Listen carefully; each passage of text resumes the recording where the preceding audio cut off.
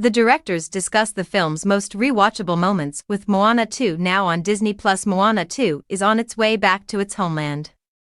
David Derrick Jr. and Jason Hand, the directors of the seafaring sequel to the 2016 blockbuster film, have engaged in a conversation regarding the constant evolution of the narrative from a series to a theatrical release.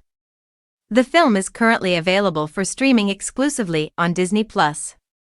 David Derrick Jr., Jason Hand, and Dana Ledoux Miller direct Moana 2, which features Ollie Carvalho as Moana, Dwayne Johnson as Maui, and Nicole Scherzinger as Sina. The actors reprise their roles from the first film. Hualalai Chung, Rose Matafio, and David Fain are included in the sequel. Emily Bear and Abigail Barlow, the composing partnership known as Barlow and Bear, composed the songs for the film.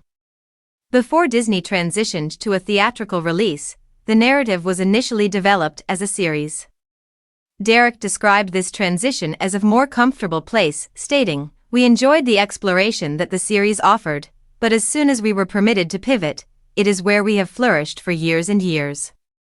Hand clarified, "The fundamental principles of the series are identical to those of the film, which means that we did not need to undergo a complete overhaul. What we did was to elucidate the narrative from Moana's perspective."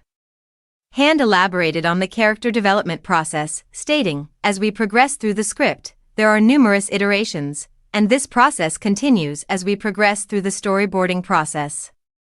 While we are conducting this, we are acquiring information about the characters.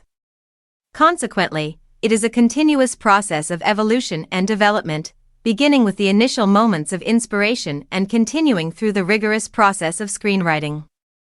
Ultimately, each department is developing a more advanced version." Derrick observed, "It is truly remarkable when a rough sketch or an unfinished painting is resolved through script, writing, animation, effects, and lighting. And it does affect a multitude of individuals, and one of our primary responsibilities as directors was to ensure that we consistently adhered to the thematic objectives that the character advances." The directors engaged in a conversation regarding the moments they anticipate fans revisiting the most, which included the second and third acts of the film. Spoilers ahead. This occurred in anticipation of the film's forthcoming streaming release. The moment in which Moana swims down and touches the island, breaking the curse, but in doing so, she is ultimately given a sacrifice for her people and to witness Maui stripped down to his bare essences, explains Hand. "The statement 'he has no power, but he pushes forward to go to Moana' was immensely potent. And then to truly transform it at the very end, and to realize that all of this was for the betterment of all parties."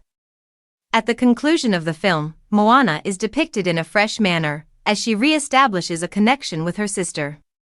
"Therefore, I believe that all of those instances are the ones that I am most enthusiastic about having people revisit and experience.